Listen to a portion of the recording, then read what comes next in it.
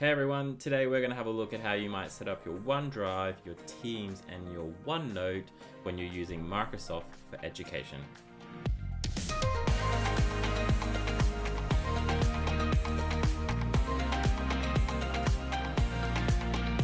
Alright, so we're going to have a look at three different things here, but don't forget, if you like what we do, make sure you hit subscribe, hit that like button, and then you'll be notified when we bring out new content. Now, this one's going to look at three different platforms, and the first one we're going to have a look at is OneDrive. Now, OneDrive, typically you can't set up students' OneDrive's folder structures for them. It becomes a little bit more of a group activity. I'm aware in some instances people or staff can get into students' OneDrives and maybe do it for them, but it could be quite a laborious activity. So normally we would do this as a classroom activity. And I like to start with the OneDrive because the example I'm going to show you how I would set it up has consistency across the platforms. And I think that's really important in an educational setting. So this example I'm going to do is going to follow a primary school example. So I'm going to go with grade 6. But if you were in secondary, you would just change the conventions around how secondary is structured. So here I am. I'm actually in my OneDrive, but I could be in a student's OneDrive. It doesn't make a difference. And the first thing I need to do, I'm pretending it's the beginning of the new year. And actually at the time of this recording, it is the beginning of the new school year in Australia. So what I'm going to do is, along with my students, we're going to create our very first folder. And I recommend that that very first folder is the same name as what your team is called. So if I quickly switch here, here is my class team. It's set up, it's ready to go, and it is called 6 Blue. So that's the name of my class for this year. So what I'm going to get my students to do is to first of all create a new folder in their OneDrive called 6 Blue. Now, as we're doing this, why do we set all these up? Because they all have different purposes. OneNote, OneDrive, Teams. So you can kind of do a lot of the same things in all three of them, but they are designed for different things. And we know that based around the way curriculum and capabilities work, that we need to make sure students learn how to use different systems for different purposes. Now, the next thing I'm going to do is we're going to click on open in that 6 Blue folder. And because I'm going to follow that primary school example, what I'm going to do is come in through here and set up my subject folders. Now I'm going to click down, click on new.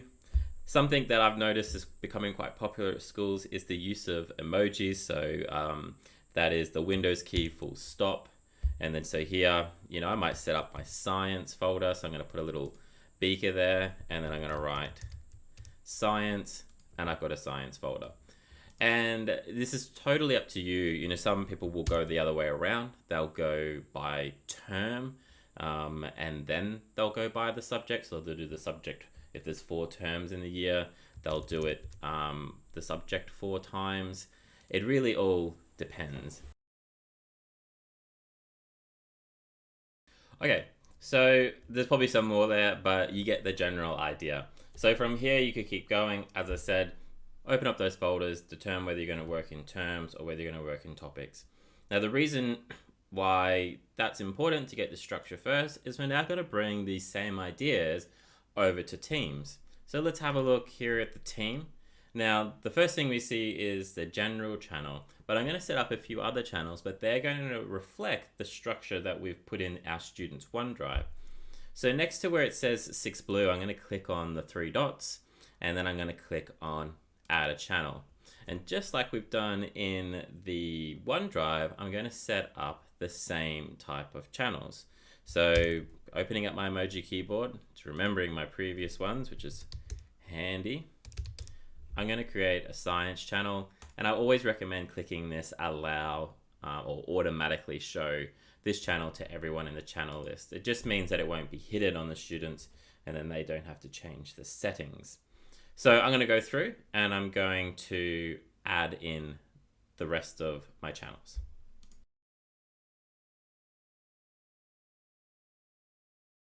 So there they are. They're set up exactly like my OneDrive. So they're my OneDrive folders that both myself and my students have, and there are the channels in my teams. The benefit to this is that you can kind of start to play around with the way you manage communication in your Microsoft team. So we all have a general channel. Now, this is totally up to you. This is just a nice recommendation that I think works well, is I typically come into the general channel here, manage this channel, and change it so that only I can post. So it becomes a bit more like of a bulletin board. This is where I can just put reminders, information where I don't necessarily need the students to reply to me. In the maths channel though, what I'll do is, because it's an additional channel, I can click on those three dot menus, and then I can click on the manage channel here and turn on something called moderation.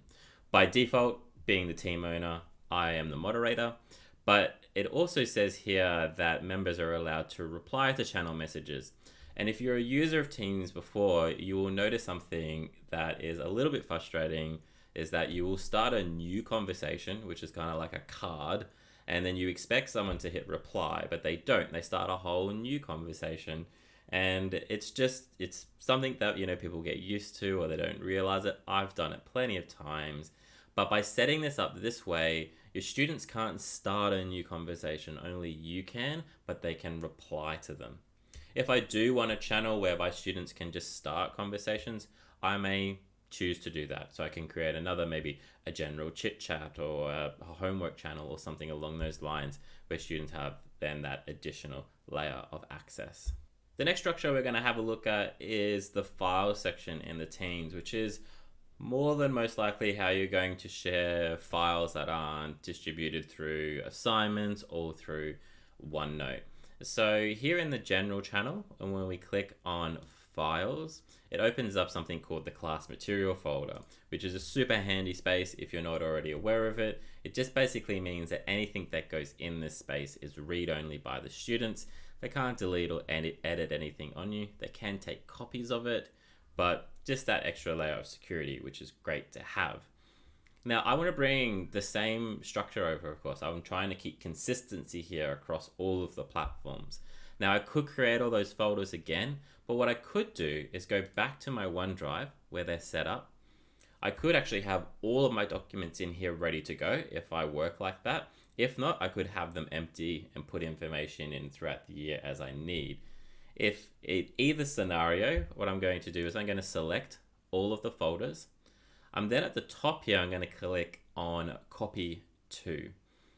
And when I do that, what it's actually going to notice is that I do, because I've recently been working in this area, is that it's picking up on my class team. If it doesn't show up, just click on more places like so, and you'll probably most likely see it pop up in this area. But because I've recently been in the class material folder, I'm going to click on there, and I'm going to click down here and click copy here. I'm going to let that kind of do its thing, but essentially what's going to happen is that same folder structure is going to bring itself over from my OneDrive and put a copy of it into the class team. It's just a little bit of a time saver, and I actually think it's pretty cool. There we go. It's copied over, ready to go. If I even had documents in there, they would all have been copied over as well. So the last one we're going to have a look at is setting up your class notebook. So over on the left-hand panel here, I'm going to click on class notebook. And when we do that, it's going to give you two options when you set up. You can set up from just blank, or you can set up from existing. So if you're already a class notebook user, you can take pre-existing information from other notebooks, which sits in your content library or your teacher only section, and do a quick copy over into the new one. For this example, we're just going to go from blank. We're going to click on next. And my recommendation here is to just delete all of these. So we're going to get rid of the recommended ones, leave that completely blank, and then we're going to click on create and let that set up. Depending on the number of students in your class will depend on how long this will take to set up. Now it's going to load just like this, and this is essentially the web version of OneNote. It's just representing itself inside of the Teams instance.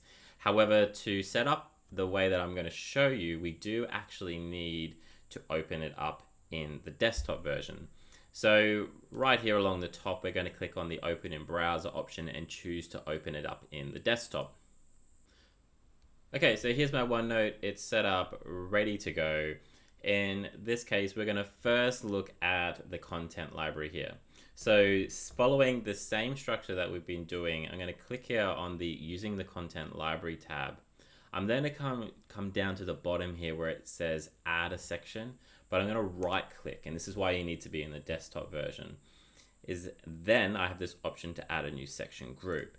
And this is where my subjects will go. So I'm going to rename this, and then using my emoji keyboard like before, I'm going to click on my little symbols. I'm going to type in science. And then from here, I can add in either my terms or my topics, whatever structure it is that I'm going to follow. If I need to add my next subject in, I recommend just keeping that tab there for a while. Just makes this process a little bit easy. So clicking on that Using the Content Library, right clicking on Add a Section, New Section Group, right click to rename, and then I'm going to put my next subject in, which will be maths.